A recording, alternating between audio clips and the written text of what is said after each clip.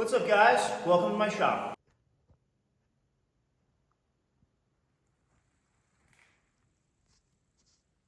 So you guys asked for a shop tour, so I'm going to deliver that to you today. So I'm going to start at the front of the shop. I'm going to work my way back. This is kind of the boring part of the shop. So in this corner here, I have my bottle storage. I have my oxyacetylene reel. It's not hooked up yet. I don't really cut in the shop, especially during winter time. It's more to cut out in front of the shop, and that is right by the door. Moving back, we have a propane tank. Again, it's kind of in the bottle area. That's just for a little supplemental heat with this little heater here. And then we have our hardware. I do a lot of structural steel. I do a lot of trailer repairs. You need nuts and bolts if you're gonna do that. So that's all right here. This is all miscellaneous hardware. We have drill bits, tap and die kit, the whole nine. Then back here, we have my PPE cabinet. So this is where I keep my extra PPE, my Optral Swiss Air, extra gloves, all that stuff. Up here, we have miscellaneous stuff like hose clamps, aluminum wire, really just some consumables in this one. This is where I was storing welders. We've recently shuffled things around. I sold the welder, wasn't producing, wasn't making money, so it had to go. I got the old trusty Hobart. I'll never sell this welder. This is the first one I ever bought. It's about 15 years old. And then I just have some miscellaneous tools and stuff over here. I have my pipe liner's cloud. It's wintertime. I'm not using this right now, so we store it in the shop.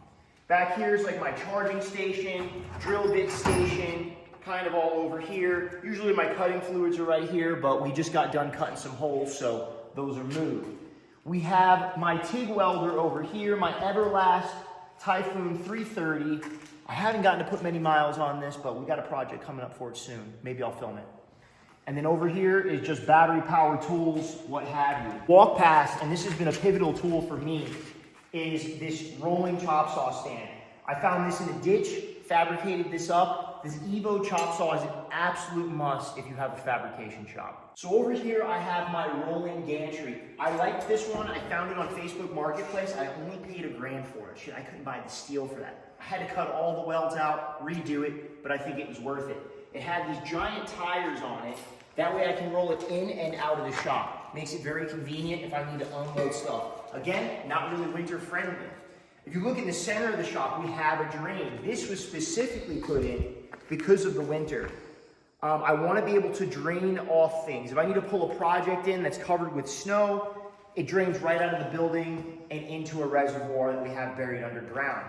There is radiant heat in the floor. I needed that. We're in Montana. It gets very cold here, down to -40. I want to be able to work 365 if I need to. And having a shop in Montana is necessary if you're going to do that, or really any cold climate. And that brings me over here to my favorite new machine, well, new to me, is this old cat forklift. I picked this up the other day for a couple of grand. I got a couple more grand into it, but this thing has been an absolute game changer. It's saving your boys back. I don't have to bend over and pick up heavy steel anymore. And then coming over here, I have pipe stands I keep in the shop. This is just in case my welding table doesn't have enough room. We keep them right here. Retractable reel. I like this thing all besides the fact that it pops at 15 amps. That's kind of annoying, and I can't find one that has a 20 amp limit, or at least a little bit higher than 15. Right here is my rolling TIG wire rack. I keep everything. Shit, I have cast aluminum, cast iron specialty rods. We have 308, 4043 aluminum, all different sizes. You name it. If I need to weld it, I have it here in the shop. I stock it. And this is for my customers' convenience. Over here is just a little stand I fabbed up. Over here is more consumables, more nonsense. We're going to clean this stuff up as I keep adapting the shop and keep trying to make it better, but that takes a little time. So here I have the workhorse of my shop, this HTP 2800i MIG. This thing's been fantastic. This is by far the best MIG welder I've ever had personally. And I mean, honestly, it's just been a workhorse lately. I think I've put over 100 pounds of wire through this machine in the few short months that I've had it. And for a solo man shop, that's quite a bit. And then moving over to the other workhorse of my shop, my Acorn cast iron table. If you want one of these days, you got to go through Weld Sale. But this one is over 80 years old. I'm talking pre-World War II. My dates might be a little bit wrong. But anyway, this thing gets me through a lot. It takes a beating and it just keeps on going. I love this table. Best money I've ever spent on anything in my weld shop. Now looking behind me here, we have my fume extractor. This fume extractor has been a big deal to me. Lung health is a big deal to me. You guys see me wear that face respirator even when I'm welding outside. I don't believe you should be breathing this shit in, okay? I don't think metallic fumes and vaporizing metal thrown into the air is a great thing to be breathing in, so I thought a fume extractor was necessary. This is another used piece of equipment I found on Facebook Marketplace. I got a couple grand into this one. It's caused me some problems, but overall, it's been worth it, especially when a new one is over $5,000.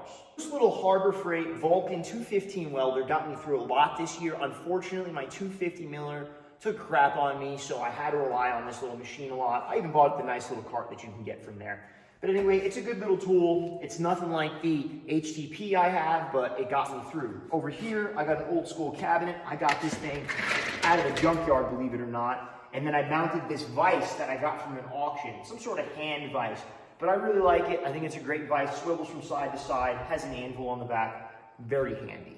So the idea is with the gantry to be able to slide all the way to the back of the shop, all the way to the front of the shop. As you can see, I have a bunch of 220 plugs in here.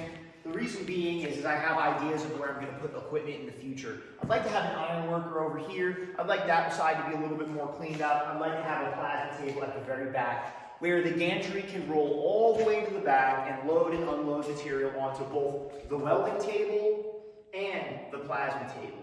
So we have a long ways to go. Your boy still has probably $100,000-ish to spend to get this shop about where I want it. But by that time, I'm already planning on building a new shop. It's a small shop, it works for a solo man, but what do I always say? You can never build a big enough shop. Anyway, guys, I hope you enjoyed this little shop tour. This is where I'm at right now. Hopefully I can look back on this video in 4 years or hopefully less and go, wow, I can't believe I made that little shop work. But anyway, guys, if you like what you saw here today, like, subscribe, share, do the whole nine. If you really like what you saw, go over to my website, meltonmetal.com, get a hat, get a t-shirt, do what you can for your boy. And if you didn't like the video, go fuck yourself.